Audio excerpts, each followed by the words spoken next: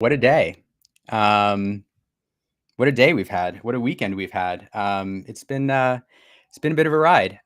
So for anyone who is feeling a bit shell shocked today, glad you joined us so we can talk through some stuff. Yeah, excited to be here. So unfortunately, as you see, Aaron will join me shortly. Our little one is um, not does not want to be on the stream at the moment. So hopefully when she gets settled down, Aaron will join us. And we're also going to be joined by some other fantastic guests this evening. We have three wonderful guests we're going to be talking to throughout the evening. We're going to bring in Eric Switzer from The Gamer, probably one of the leading content creators on Lorcana in terms of spoilers, news, analysis. And probably one of the highest viewed Lorcana videos on YouTube too, with I think 100,000 now with his Brian Miller Learn to Play video. And then we're going to bring in Brian Weisz, one of the most prolific artists in the game now, I think, who has quite a few cards in set 1 and set 2. Brian Weisz of Flounder fame, you may know him. And then at the end of the stream, we're going to bring on Sean from Uncommon Cardboard to talk about his experience with Rise of the Floodborn release. So yeah, it's going to be great. As always, throughout the show, if you have any questions or comments, feel free to drop them in the chat, and we'll ask our guests. We love audience involvement. And maybe near the end of the show, we'll give away a signed card from Brian, and he can make it out to whoever you want. And we'll even let you all pick the card. So if you have a favorite card from Brian from set 1, because set 2 cards are still circulating, think about which one you want, and we'll do that giveaway. But without further ado, as I listen to my newborn in the background crying, really excited to be joined this evening by Eric Switzer from The Gamer. Eric, how you doing? Hello, Lorcana Daddy. Hey, thanks. It's been a while since we've had a chance to chat. I think it was before set 1's release. I know, it was before you were a father. Yes, it was. They feel like so long ago, those days. Well, it's good to see you. How are you? I'm doing well. I'm a little tired. Yeah. But overall, can't complain. It's been busy. And how are you? You've been traveling quite a bit, haven't you? Always traveling. Yep. But I'm doing good. I'm excited about the launch. I had a really busy weekend and a busy morning trying to get into that queue with everybody else. But yeah, for everybody out there fighting to get product, like, going to your LGS or your retail stores and waiting, like those of us doing content, we are fighting the same battles as you all. So solidarity. yeah. You got to go to, if I remember right, you were at Disneyland the other morning on launch day, weren't you? Yeah, I actually was there Friday and Saturday because, we went Friday at launch. All the Disney parks launched alongside LGS with stuff.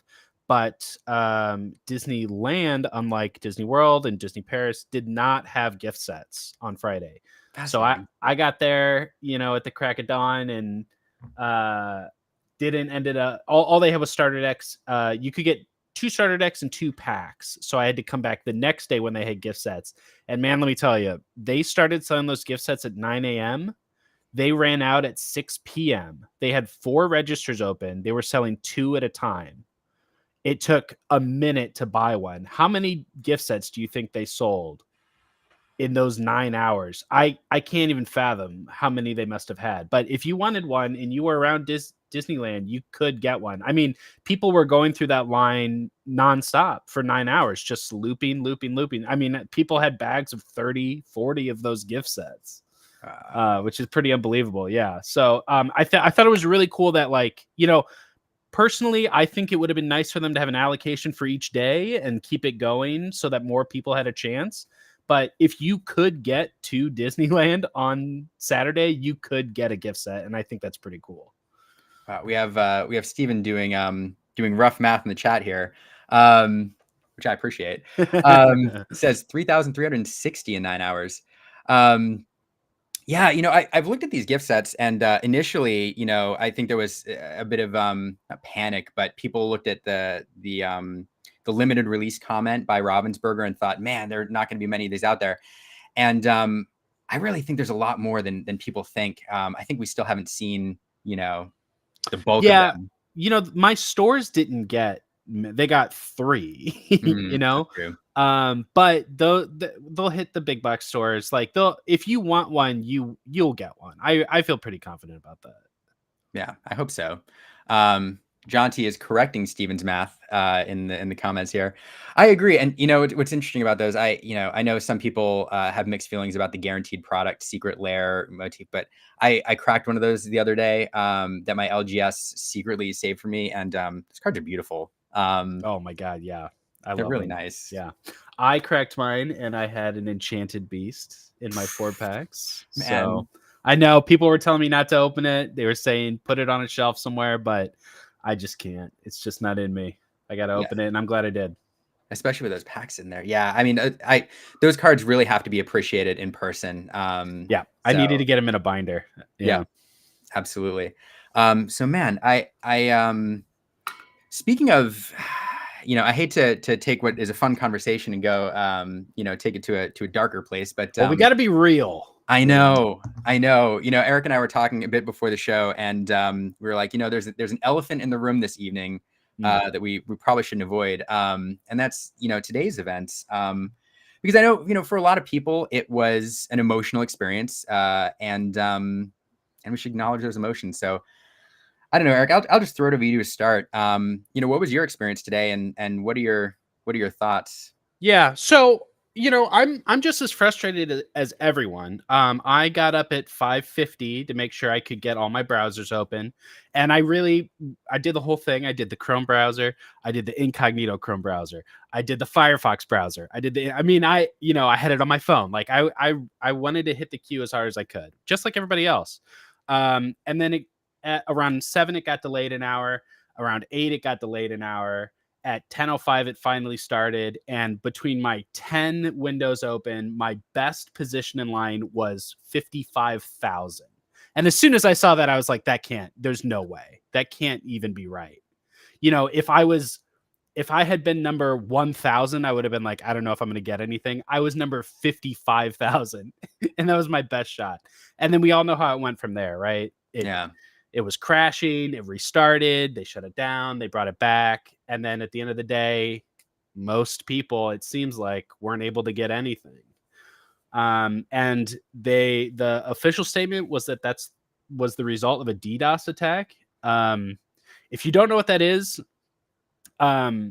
this is a bunch of systems hitting their servers all at the same time in order to bring it down. This was somebody or a group of people that wanted to bring these servers down intentionally. Why? Who knows?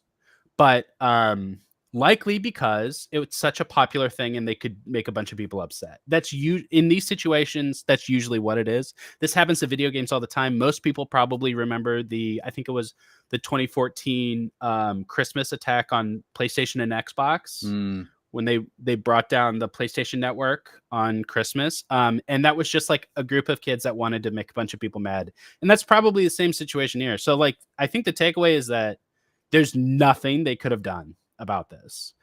They were already anticipating thousands and thousands of people trying to log on to their website that doesn't get that kind of traffic on a normal day, right? Like there's a lot of work that goes into making a web store like that sustainable for that much traffic, but there's nothing you can do when people are intentionally trying to send tens of thousands of bots essentially at it to try to bring it down. And so it's totally regrettable. I think the silver lining here is that we are part of something that's popular enough and cool enough that somebody wants to sabotage it, right? Yeah. And the communication piece was good. I think it was good of them to be straightforward and be like, they brought us to our knees and there's nothing we could do. Sorry. Like that's, at least they were clear about what it was that happened. And we got updates throughout the day when things changed. I thought that was really good of them and better than the kind of communication issues we've had in the past. What can you do? I mean, that's really all there is to it. It's just, that's what happened. Yeah. No, I appreciate that perspective, and thanks for reminding me of the PlayStation attack too.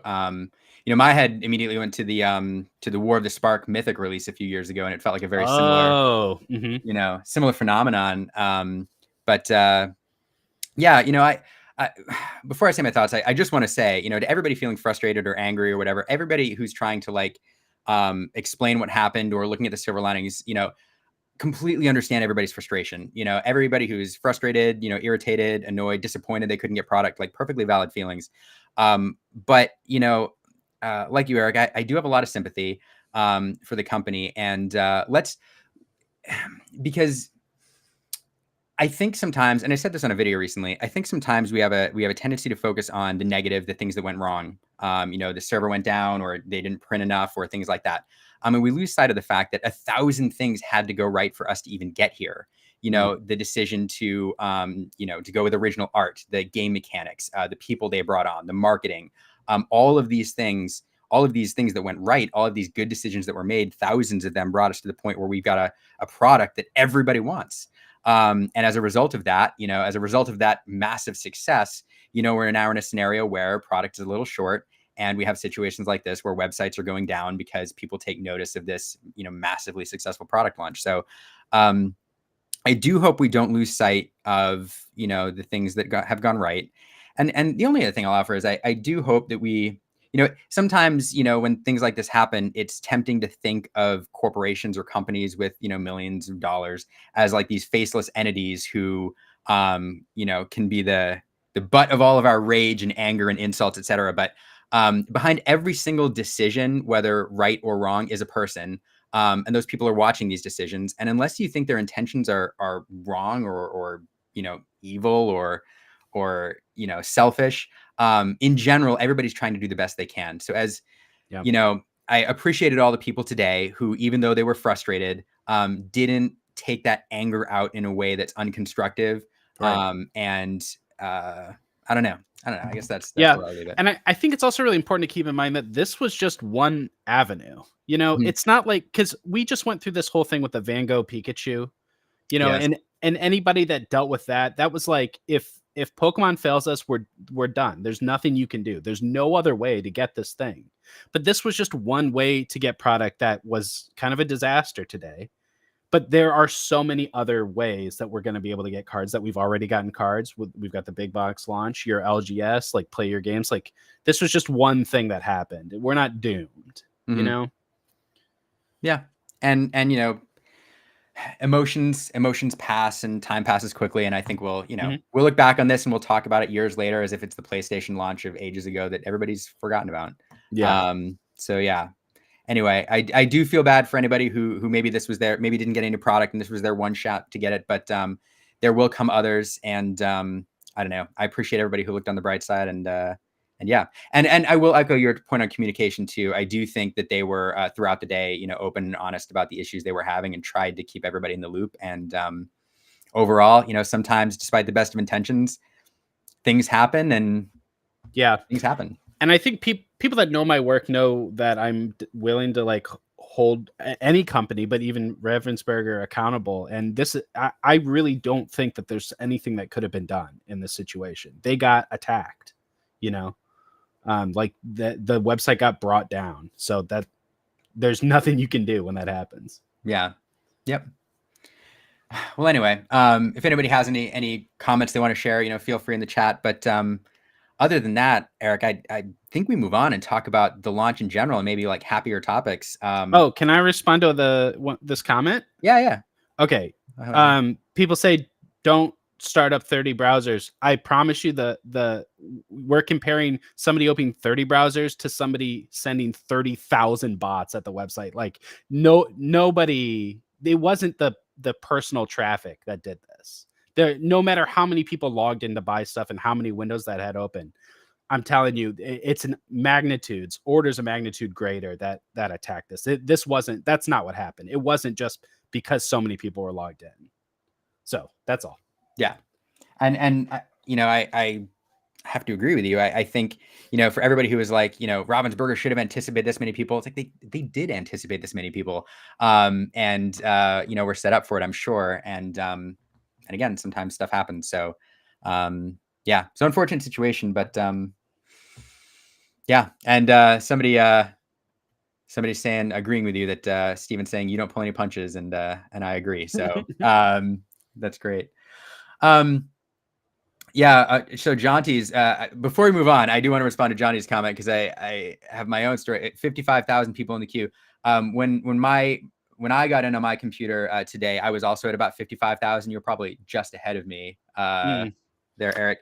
And I went up to my phone and I was like curious how many people were in the queue, and I went in fresh, and it put me in 124,500 something rather. Yeah, So it makes no sense, right? Yeah. It's not realistic. Yeah. Yeah. Absolutely not. Anyway, so we had that today. So we've talked about your Disneyland experience. We've talked about, this particular incident, but as somebody, you got a lot of information ahead of time, leading up to the launch, and helped Ravensburger kind of like provide information to the public and tell stories and analyze the starter deck. So you probably followed this, lead up to the release closer than almost anybody. What do you think overall of the release, and then maybe Rise of the Floodborn as a product? Oh man. Okay. Big question, I know. Yeah. So, there's good and bad about the release. There's still work to be done around the communication, the stores that don't have information soon enough. 3 of my 4 stores don't have OP kits yet. I think that's a big problem for stores that are running events right when it comes out. Like, people should be able to get promos when they're showing up so that they want to come back. That's a big part of it. There's not enough product, and we knew that, and they told us there wasn't going to be. Like, that's still, all that stuff's still a work in progress. It is nice for me as sort of a new TCG. Oh, even Jonty didn't get the OP kit yet. Yeah. If Jonty doesn't have an OP kit, there's a problem. Yeah. I'm really happy to see the consistency. Like, I'm seeing the same people. My stores are running events consistently, and you just don't know with a brand new game how it's going to catch on or what kind of game it's going to be. But in my area, we have a growing community of people that are consistently playing, consistently showing up, and I'm really excited about that. I know that it's really hard for people to get cards still. That's going to be the biggest barrier for a long time. Probably through the next set too. I don't think that that's just going to get better. No, I don't think it's going to get noticeably better for a long time. It's just gonna sort of happen. So yeah, I think that's definitely still the biggest concern. And on the other hand, I don't know if they ever could print enough, honestly. Yeah. Like, no matter how much of this game they printed right now, it would all get bought, wouldn't it? Don't you think? I agree. I do think there's this weird thing right now in TCGs and some other like commodities that people are looking at as investments or vehicles to make quick money. And that is, as soon as supply reaches demand, and we saw this in Flesh and Blood, we see this, we've seen this in other games. As soon as supply gets close to demand, everybody realizes the demand for this game, and it gets flooded with, additional people looking to make money, flip cards, flip boxes. You have people following the stalkers around to like Target and trying to get boxes so they can go put them on eBay immediately. Mm-hmm. And so as soon as you get close to that supply demand problem, a ton of people come in to change the supply demand calculus. And sometimes it's hard to predict that. And so the only way around that is to print a massive amount, but too much product is almost as bad, if not worse, than not enough product. Because then you have, boxes sitting in warehouses and stores, discounting packs that they can't clear and all that. So it's a tough nut to crack. And I agree with you. I think it would have been very, very hard to print enough product for this initial 2 sets to meet demand. I don't know. I do think it is interesting to see what's happening now. I for the first time, in ages, I walked into a game store recently and saw the first chapter like sitting on a shelf available to buy. Wow. And I was like, I did a double take because I was like, you're selling me packs? And they're like, yeah, it's 3 packs a day per person or whatever. But even the fact that I saw some on a store shelf, I think with this most recent wave of the first chapter and then Rise of the Floodborn, that's taking some of the demand now. I think we may be getting to a place where, with the reprint, we'll start to see some regularly available, but I don't know. Right. Yeah. And if this December reprint happens, it's hard to take their word for it at this point when they say new product is coming, because it never has come when they said it would. But if this set 1 and set 2 reprint comes in December, I think that there's a really nice split now between the people that are only interested in Floodborn product and the people that are still waiting to get the cards they need from the first chapter. That, like, I'm not going to buy any first chapter. I'm done with first chapter. And I'm happy that that's going to leave room for those people that weren't as serious as I was, weren't as committed to getting it, that they're still going to be able to, like, there's still going to be set one product out there soon.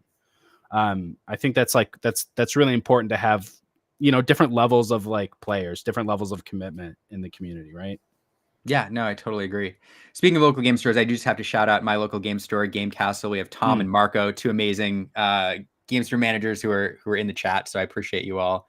They didn't get their OP kit either, but which is unfortunate. But yeah, that's I think that's one of the things that's bumming me out the most. I mean, I knew I wasn't going to get unlimited access to cards, but I was really hoping to be able to start getting those promos, because I was cutting it kind of close with. I got all the pins. I won the pins, but getting the promo cards was tough. It took me until like the third to last week to get the Detective Mickey. So I want to get him a little faster this time.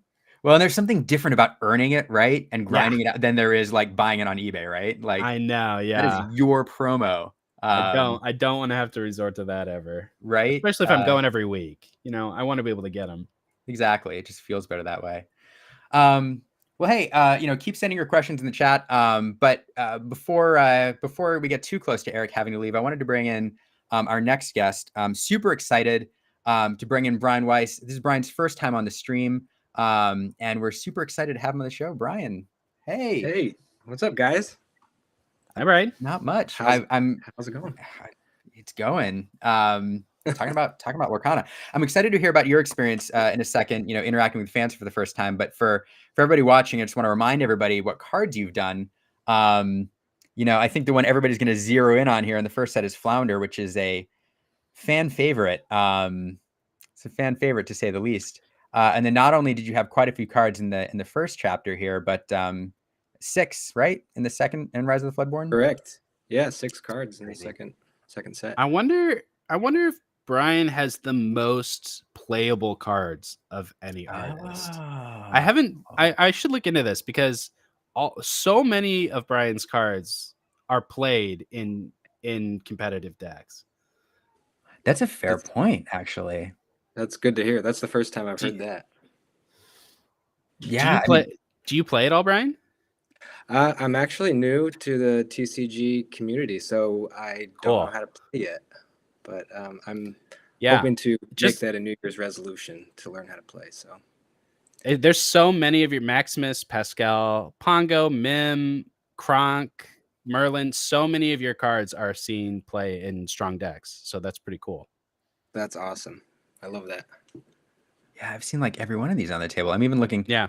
And set 2, yeah, I love Nick Wild too. I'm really excited about the Popsicle Nick Wild combo and item slingers, etc. So that is really fun. Very cool. Thanks, guys. Franz from Traverse Tavern mentions that Matthew Robert Davies might have a solid argument as well. Perhaps Matthew does have some bangers, but no, unfortunately, no legendaries yet, Brian. Huh? You gotta not yet. Do you know what the cards do, or how rare they are? Like when you're working on the art, do you know anything about the cards?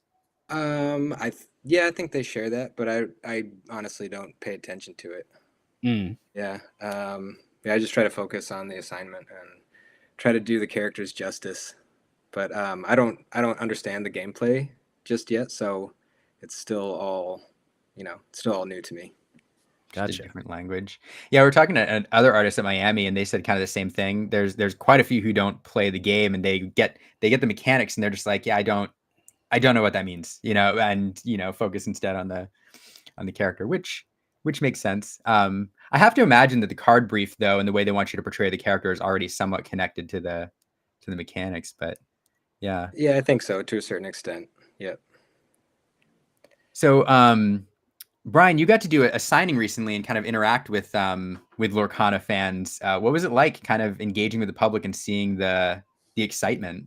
Oh my gosh, it's so much fun. I did a signing with Kendall Hale and Bill Robinson at LA Sports Cards in Burbank on Friday, and cool. It was just a blast. I love meeting Lorcana fans. They're just so passionate about the game. But yeah, there was a line out the door before the doors opened. I heard some people were waiting in line at 8:30 in the morning.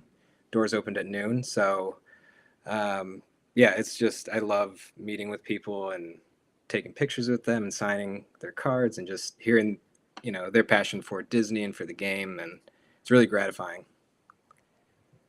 Yeah, that's And awesome. then I also did another signing yesterday in Temecula at Tier 1 games. So I had a busy weekend. Oh, wow. Yeah, that's fun. So we got to get you down to Orange County. so I can get some cards signed. Yeah, you're both out there, right? Like, yeah. I have I do not understand the geography of California at all. I just hear city names and stuff. So I have no idea how far apart you all are. That state is a mystery to me. It's a mystery to all of California, us. Everything's really spread out here, but it's all within reach. Yeah, that's fascinating. Eric, before we say goodbye to you in a bit, and this is kind of a two-part question, but first, is there a deck that you're building, or you're excited to build, as somebody who's been studying the set, probably longer than most of us? Yes, Sapphire. Okay, so I think Sapphire and Emerald is going to be the aggro deck, and I'm really excited to see how that plays out with a little bit of discard and the good Emerald aggro tools we had before with the new fast Sapphire cards. I have a full set of Alice already. Strangely, they just came to me, so I'm definitely going to be working with those. I think it would be very cool to do an item build with Ariel Who's It Collector and have play an item quest, and give all of her support to Alice. I think that could work really well. So I'm trying to do a couple different things with blue right now, with Amber and Sapphire and with Emerald and Sapphire. That's cool. I have to say, like, that I call it like the turquoise deck, that aggro blue green. It's a scary deck to play. Like, every turn you're like on the edge of your seat and you're like, I need to counter it somehow, or it's going to run me over by like turn 5. That deck was pretty good before, and I think it's really good now. Yeah. Do you think the Caterpillar with 3 lore on turn 3 is a viable? Absolutely. Yeah, absolutely. I'm excited, and pretty inexpensive without the Alices. I think pretty inexpensive deck too. Yeah. Most of the time aggro is, but yeah, I think that's going to be a lot of people were doing like Lemon Lime as like your cheap aggro deck before, but I think they'll be doing Emerald and Sapphire now, the turquoise aggro. Yeah. Yeah, for sure. It's scary deck. And second part, since Brian has never played before and says, he aspires to play, what deck should we, and the chat, Chaman here too, what deck should we recommend him to build first to get into the game? I love telling new players to start with their favorite character. So Brian, who's your favorite Disney character? Oh man, that is a tough question. I was obsessed with Lion King growing up, so Zazu. Scar. Definitely Little Mermaid too. So Ursula is up there for me. So he's just describing Amber decks. That's true. Yeah. Amber has Little Mermaid. It has Lion King. It's easy to recommend an Amber Steel. That's been the best deck for a long time, and it's full of Little Mermaid and Lion King. That is true. It's true. And yeah, I mean, one of the most popular decks in the last meta, although I think it's probably part of the reason that Cinderella is up at like $17 right now for a rare, which is... Yeah, that's like an auto include in that deck, right? Yeah. Crazy. And that card's... the new Mufasa, I think, has a lot of potential. I'm not sure if it slots into that Steel Song deck that obviously, but it seems so cool. I would really like to try it with Amethyst, with something that's going to help you see what your next card is before you draw it. So I think that Mufasa could be a really core to some interesting decks. And it's Mufasa. Yeah. Who doesn't want to play Mufasa? Yeah, no, it's that card's... I love when we see like new like mechanics get added into a game, because you're like, oh man, this is a new tool. What can I do with this? And Mufasa definitely fits that bill. Yeah. Really excited about that. The beautifully designed card too. Oh yeah, it's gorgeous. Yeah, I love it. Yeah, I love it so much. Who did that one? I have to look that up. Can't remember the artist's name. But... I can't either. Stefano Zanchi. Oh yeah. So that's why I didn't remember. I think that's a new artist in the first set, or in the second set, which is pretty exciting. I always get excited when we see new artists. Of course, You're right. Yeah. surprise. Well, Eric, I know you have an event to get to tonight, don't you? I'm playing Sealed. Wish me luck. That's my favorite. Sealed, I'll say this quickly. Sealed is really interesting right now because the second set has like no 1-drops. I don't know if you'll notice that when you play your Sealed, you'll open your packs and you'll have like 1-drop in it. So there's some interesting things. I think my best advice for everyone is to play those discard cards. But boy, discarding a Sealed is just like, it just ends the game. If you can play is Lucifer's the cat? Yeah. If you can drop one of those on turn 5, you're probably gonna win in a sealed format. That's my advice. Man, everybody, and take note. I will say, just to shout out the gamer in your coverage. Your article on both the starter decks, like that came out I think a week before the set released. Yeah, brilliant article, great coverage, and it helped me on opening weekend in a starter deck sealed event, and yeah, so if there's anybody I trust for sealed coverage and limited coverage, it's you. Aww. And then also Knive from Knives in Your Corner. So thanks, pal. Yeah. So I appreciate you being here. Any closing thoughts on the way out as you prep for your event? Just stop playing the same old decks. Build something new.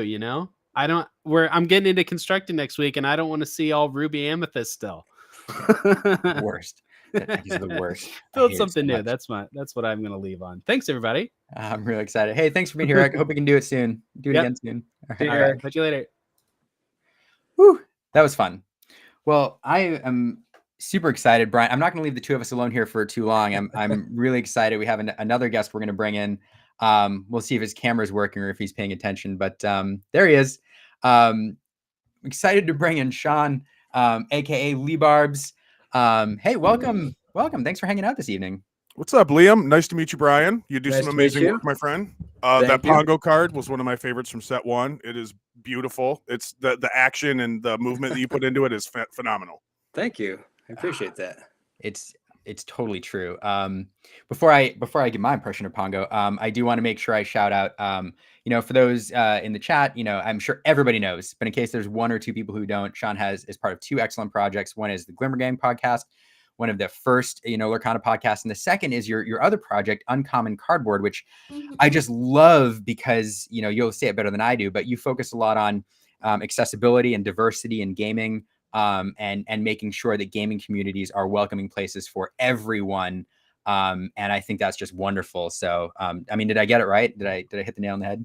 Oh, you absolutely did, Liam. That is definitely something that I try to bring to the forefront. I feel like a lot of us content creators have that kind of responsibility. I feel that I've never been excluded from the community in a way that a ton of my friends have. And it kind of breaks my heart to know that it hasn't always been as great as it has been for me, for them. And I really think it's important to get the message out there. Yeah. And we're not always so serious, sometimes we talk about more lighthearted stuff too. So. Well, that's true. And, part of accessibility, it's not when you're trying to promote accessibility or diversity in gaming, making it welcoming for everybody. It's not always about preaching that. Sometimes it's just about people being seen, just hosting people, on your podcast or having people in game stores and providing that visual cue for people that, hey, this is a welcoming space for everybody. So you don't always need to be on the nose, but with the guests and stuff that you bring in every week, I think you focus on that, and it's fantastic. So I appreciate that. I'm glad you enjoy it, my friend. Yeah, I do. I do. So Sean, how was your we'll talk about before we go into the cards, how was your Rise of the Floodborn release weekend? Unfortunately, the area that I live in, the closest LGS that has any sort of events or product or anything is about an hour away from me. I just moved into a new position at my job, so I don't have the opportunity to kind of take off as much time as I would like, so I didn't get to go. But I will be making a real effort to try to get out here in the next, probably after the holidays. Busy time for everybody. So yeah, I'm definitely going to get out there. I got to live vicariously through a ton of the content creators, ton of my friends, got to watch a ton of box openings, got to see all the packs. watch a lot of fun test games that people are brewing up some new stuff. So it was a lot of fun, and getting to see that a lot of people were able to get product, even though like a ton of us were worried. Like we didn't have Gen Con to go to this time to go and try to secure our sealed product. So it was really fun to see that there were a lot of opportunities. Maybe not a lot, maybe that's not the right word, but there were opportunities for people to get their hands on cards. Yeah, for sure. It was different this time. Without Gen Con, it was a very different experience. And somebody did a poll, I think it was Jedi Geek Girl, and asked, have you gotten more product this set or less product this set or about the same? And it was interesting. Like, I think the majority of people either said more or less. And so everybody had like a slightly different experience. It's true. Interesting. Yeah. Anyway. I'm sorry, Eric. Eric is lamenting the fact that he didn't get to buddy. overlap. Miss you, Eric. Next time, just an excuse to have everybody back again. Yeah, see, exactly. So as I do want to talk more about some of Brian's cards too, and in the chat, if you have any questions for Brian, feel free to send them. And I think we're going to do a giveaway of one of Brian's signed cards to somebody who's here. I think any card in the first chapter is an option. So if anybody watching has an opinion about which one you want, go ahead and put it in the chat, and we'll see which one gets the most votes, and we'll find a way to give that away. Maybe a trivia question or something. A trivia question that John T can't answer. Too good. Brian, do you have a favorite card out of the ones you've illustrated so far? I think either Flounder or Madam Mim. Are we talking about the first chapter or all of them? All of them. I think Flounder and Madam Mim are my two favorites right now. Out of curiosity, why Flounder? Because I know it. I'm sure you've heard by now. Flounder is like, how would you describe it, Sean? Famous? Infamous, I think, is a better word. We can thank our buddy Jared from Citizens of Lorcana for really championing that. And it's kind of funny when it was a meme. It started as kind of a meme, and then it's had legs. It has gotten some distance. Like I know in my own my state's Lorcana page on Facebook, they're bringing it up. Like it's like I was there when we all started doing that, when Jared brought that up. It's kind of funny to see that something like that can gain so much fame. Like I saw the card. I believe you signed it and drew some pixelated sunglasses on one of them. I did. That was really great. That was really great. Doodles on these cards. It's really fun. But yeah, I'm so flattered that he made that card a meme. I don't know how exactly that happened, but I love it. It's so funny.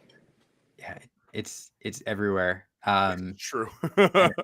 and it will be forever, I think. It will be forever.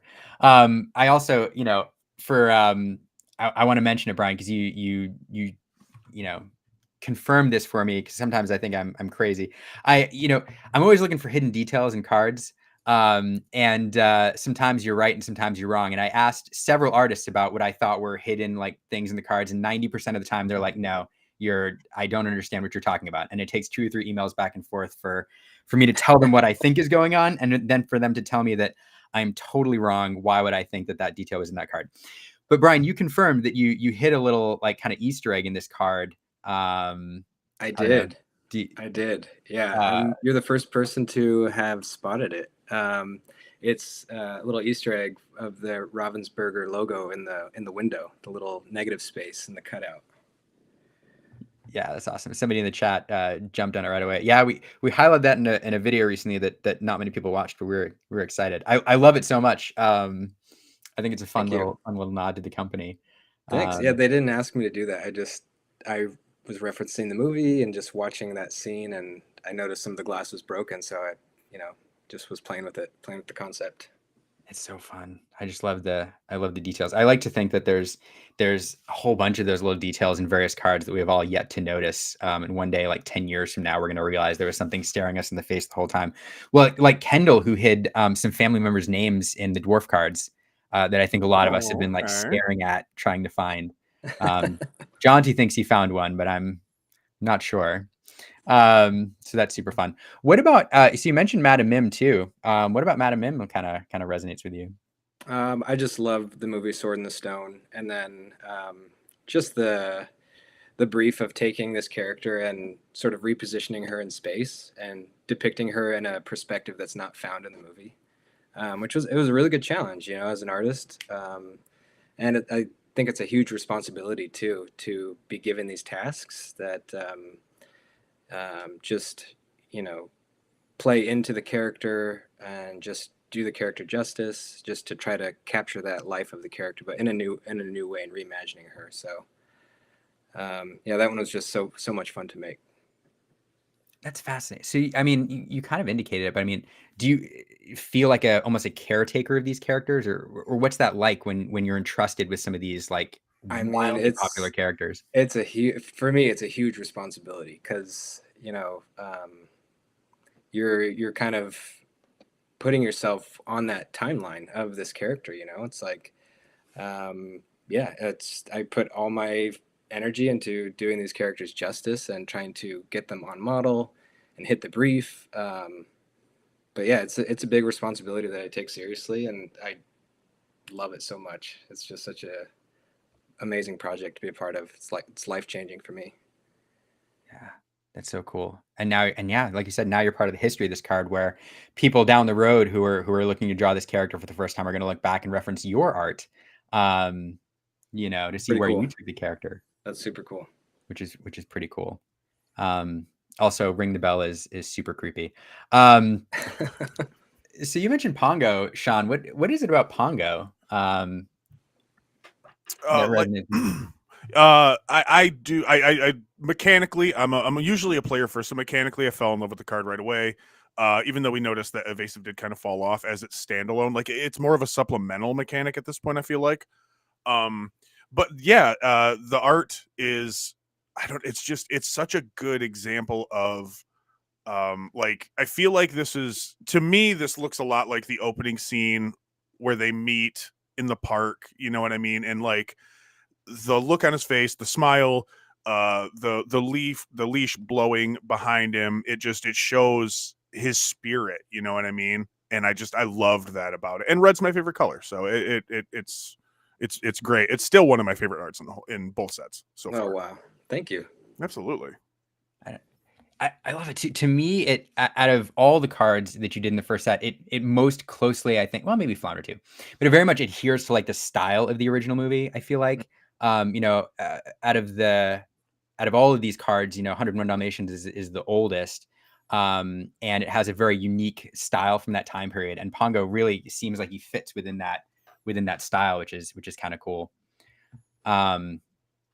You have a couple questions here. There is one from Erin I have to get in, because she's with my daughter and she's in the next room watching and sending questions from there. So, and I wish she was here.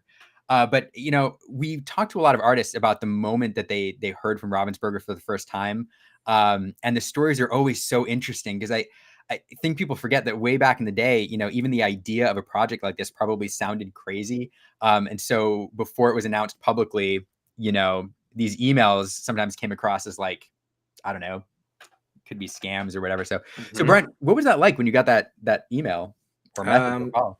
Yeah, it was an email. I know some artists were contacted through Instagram, but it was an email, and they mentioned NDA, and I'm like, my ears perked up. I'm like, what is this? And then when I learned who the licensor was, I'm like, holy wow, okay, I'm on board. But it was really cool feeling to get that email. And I later learned that they did find me through Instagram. But yeah, at the time I was working as a cartoonist in Chicago, and I actually quit my cartoonist job to work on Lorcana. I just knew with my full-time job I didn't have the bandwidth to put all the time necessary into these cards, so I jumped into freelance for the first time, which was really scary. Any regrets? No, none. I mean, it has its ups and downs, and it is, it's a grind, but I never expected this game to blow up the way it has, and I just feel so fortunate to be a part of it. Yeah, one thing I'll mention, I don't want to stray too much into like the card development and NDA stuff that we can't talk about, and I know that you're very limited about what you can talk about as far as the creation of the cards. But one thing, that I learned out at Lightbox, listening to Shane talk about the process here, is, these cards, as some people know, but some people don't realize, is not as simple as, you get a brief, artist creates a card, maybe he does 1 or 2 turns with a company, and then you get something that you like. There's a concept phase, and then there's, the thumbnails phase and black and white, and then you're getting approval from Disney and the company and back and forth. And so a card, you could iterate on, I mean, out of curiosity, if you can say, like, what is your average iteration on a particular card as you get feedback?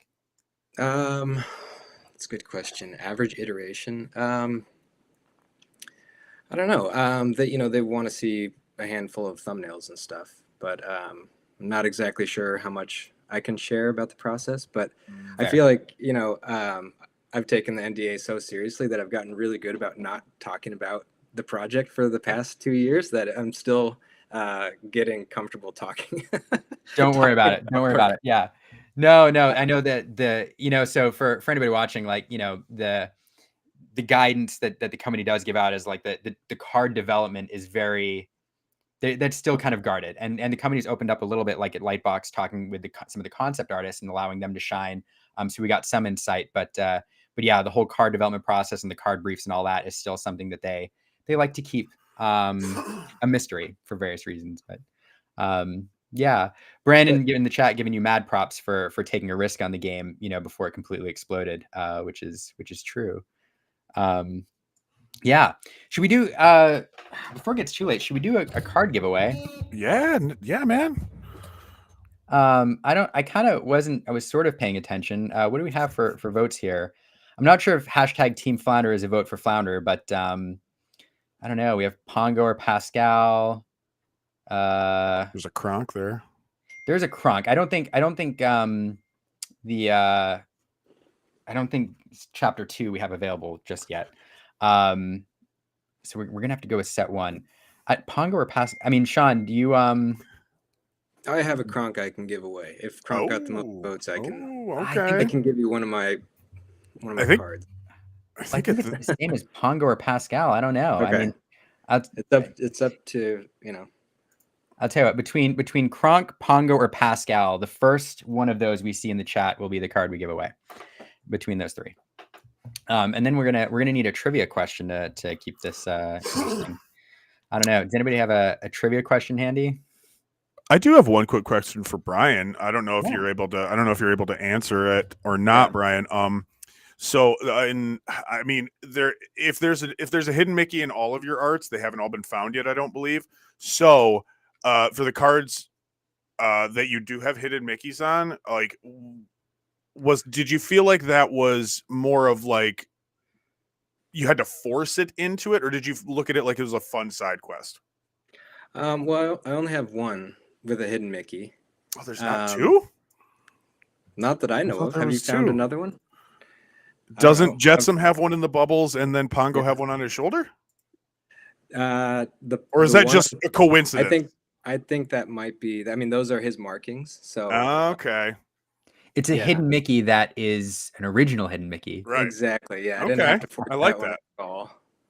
But yeah, the one in Jetsam, they left it up to me where to hide it, and you figure out where to put it, and the bubbles just made the most sense. I love it. But yeah, it was pretty easy to figure that one out. Nice. Yeah. Those are the ones, the best hidden Mickeys are the ones that feel like completely natural.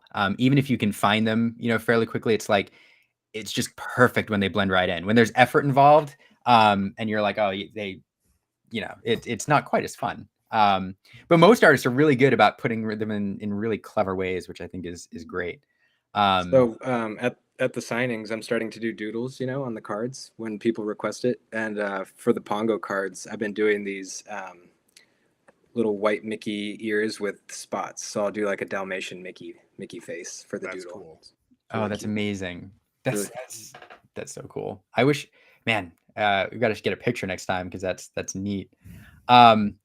So, speaking of altars, and we'll get to the giveaway in just a second, because I still can't figure out which card we're giving away. I think I know, but somebody asked about, or actually my local game store asked about altar cards where other people are illustrating over the card and personalizing them. And I mean, you're kind of new to TCG, so you may not have seen it, but it is popular for alterists, whether it's the original artist or, people doing it as a hobby to kind of like paint over the art of the card and kind of customize it in a fun way. And I don't know, what are your thoughts? I've only seen someone paint like the black edges out, to kind of Yeah. complete the scene. Yep. But yeah, I haven't seen it yet. So I think it sounds cool. I would love to see some examples. What are people doing to the backgrounds? Are they like changing the time of day or the composition? It could be anything. Yeah. Could be things like that. Could be new characters. Cool. Taking captain and changing it to some other captain in the game, or even something that's not a Disney character. There's all sorts of fun stuff like that. I like it. Sounds awesome. Yeah.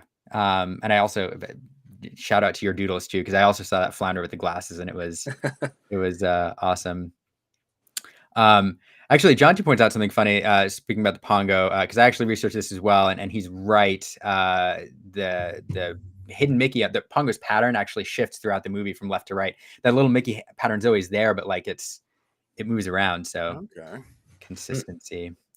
All right, so what card are we giving away here? I did see a Pongo first. I also saw the Kronk and the Flounder again. I think I have to go with what I originally said and say, we'll go with Pongo. Cool. Because I did say the next one, and Sean, it's your favorite. So And he's the bestest boy. So I mean, come on. he's the bestest boy. Oh my goodness. I should have thought of a trivia question ahead of time. I don't suppose either of you have a handy Disney or other trivia question we could throw up there. I don't have anything that Jonty won't instantly get. So Well, that's the thing, right? I don't think that can be our metric for Disney trivia. Otherwise, we'd never ask questions, period. I was gonna go with the what's hidden in the Flounder card, but then I got too excited and gave it away. Okay, you know what we'll do? I have an idea. Brian, this is something we were going to talk about after the giveaway anyway. Okay. We're going to talk about a trip you took that we found on your Instagram, and I'm going to throw it up there. Okay. And I'm going to ask people. The trivia question will be, where is this trip located? Like where is this place? Okay. And whoever answers first in the chat, the city that this place is. Well, I'm already gone with it, but I will ask Johnny's question for fun anyway. Maybe I'll do a playmat with Johnny's question. But whoever answers first, where this place is, will win a signed. That's a good one. Card. All right. So you went on a trip recently to Disney's childhood home. Yeah, I did. When we were living in Chicago, I learned that Walt Disney's birthplace just so happens to be there. I didn't know that when we first moved to the city, and every year on his birthday they hold an event, and I did a little research, and it's a nonprofit organization, and it's actually a restoration project. And I connected with the graphic designer of that project, and when we visited on Walt's birthday, they have the local community, kids do caroling, and they kind of make an event out of it. So the house, it's not open to the public. They have like special guests there who are allowed to enter, and I wasn't one of them on that day, but I just so happened to connect with the graphic designer, and I recognized him when I visited, and I said hi to him, and he was nice enough to invite me in, which was a surreal experience. It wasn't even open to the public at the time. You just got the kind of a private tour. Oh wow! Pretty much, yeah. There were everyone from the community. They're allowed to stand on the outside of the gate, and there were kids caroling in the yard. And yeah, toward the end of the evening, Emmett, the graphic designer, he kind of motioned to me and Margot, like, "Hey, come on in." And so we got to walk through Walt Disney's house, and we went up to the second story. So the little window right over the front yard on the second story is where he was born. And yeah, it was surreal to get that experience. And on the inside, they had a bunch of drawings from the local community schools of all Disney characters. And yeah, it was really interesting because I think, you know, the restoration project, it's still ongoing. So there was some rooms that had very little electrical work done, which almost made it a little a little scary because some rooms were just like kind of dark. We had to use our cell phones to kind of light them up a little. But yeah, it was wild. It's so fascinating to think that in, you know, today, with the powerhouse company that you know Disney is, and with how beloved a lot of the characters are, that his house is a restoration project right now and is kind of fallen into disrepair. Yeah, That's wild. And I say his house, but where he was born, his childhood house. yeah. Out of curiosity, like, did seeing that house and seeing, you know, the Disney name and the stained glass there, and you know, did that affect the way that you view like your work on Disney characters at all? Like, I how did mean, that impact? I knew it was a special experience, you know, just walking up to the house. They have these bricks that have, you know, the Walt Disney Birthplace logo pressed into them with people who are donating money to the project. It was just, um, yeah, it makes me feel more connected to the company, and just to get that experience. It's like, you know, to be standing in the room where he was born. It's like it was so cool. It just there was an energy in the space that I was picking up on. It's just like you get chills walking through the rooms. That's so cool. I don't know. I mean, to me, like, I mean, yes, he was born there, but also you have to imagine that, you know, his whimsy, his imagination, his creativity, his, you know, passion for bringing, you know, joy and creating new things, all of that was a product of his childhood and where he grew up. And so, like, these rooms where he used to play and where he, you know, his imagination came to life, like, that's where Disney was born, not just Walt Disney, but Disney as a thing, as an idea, as a phenomenon. It's Yeah, crazy. it's insane. It was a really cool experience, and it's a really cute house. It sits right on the corner in this Chicago suburb. It's not, you know, it's probably like a 15-minute drive from downtown, so it's not like in the city, but yeah, cute neighborhood, and yeah, so much fun. I want to go back. That's awesome. And it was Chicago, correct? That's the Chicago, yep. Yep. So Christina was the first in the chat. Ooh, congrats. So Christina, send me a note after this, and we'll an email, etc. We'll figure out how to get you your card.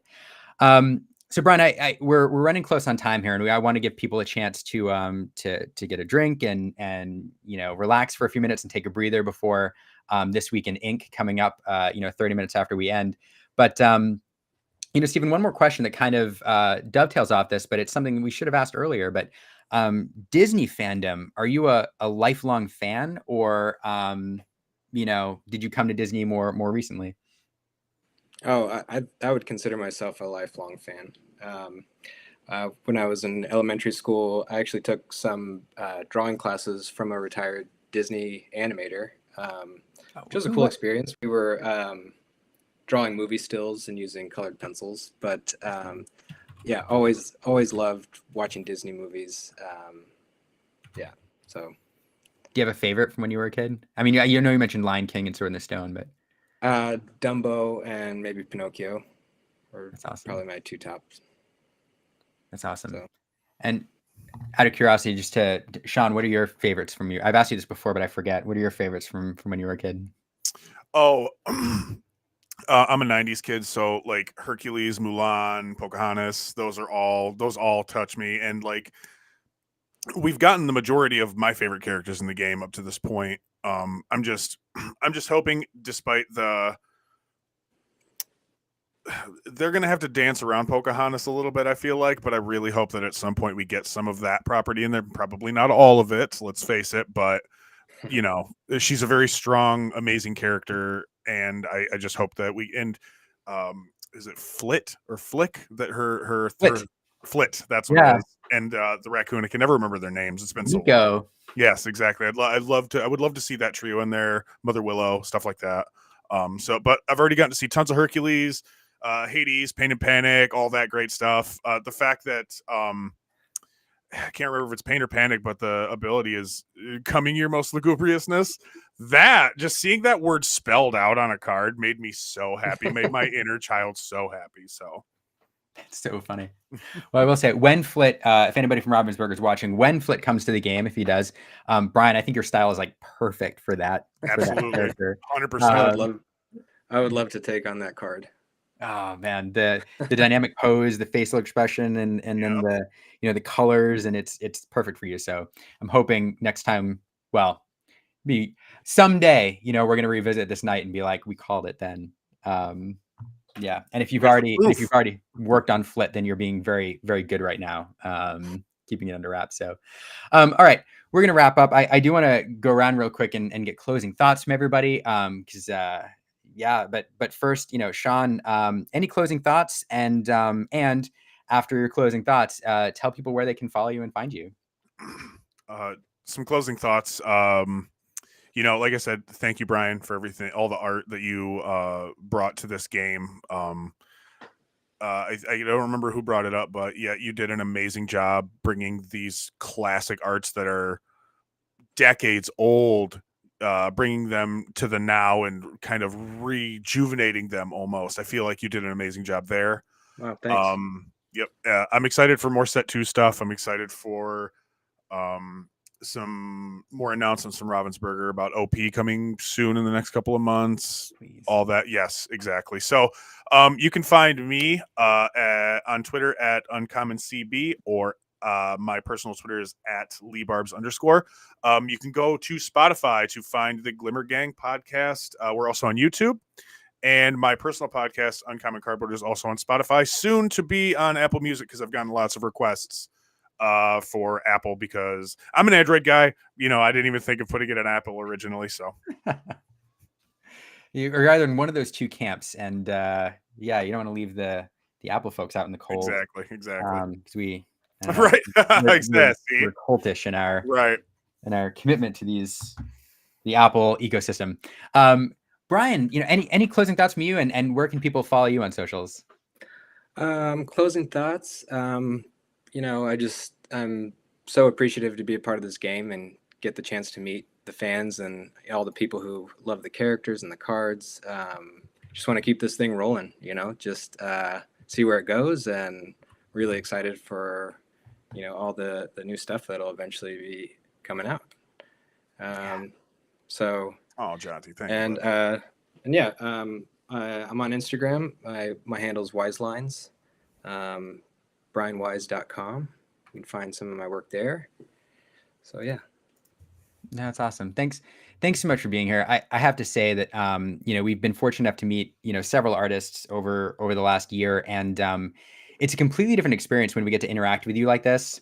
Opening or seeing card reveals later, or opening packs of cards, because I find myself just scrolling through cards and almost ignoring the name of the card and being like, oh, it's a Brian Weisz, or it's a Julia Riva, or Kendall Hale, and I get even more excited when a card gets revealed when it's somebody that I've seen and talked to, because it's so cool. So thanks so much for taking the time to join us. And yeah, everybody definitely follow, both these guys. They're doing fantastic work, whether in the art or the creation space. And thanks for watching this evening. If you haven't yet, we'd appreciate if go ahead and subscribe, follow along with what we're doing. And thanks for taking the time to hang out with us today. An auspicious day in the history of Lorcana, but a blip, I think, in the grand scheme of things. So hope everybody has a good evening, and don't forget to check out This Week in Ink, which will be starting in a little under half an hour. Thanks everybody, and on behalf of Aaron and I,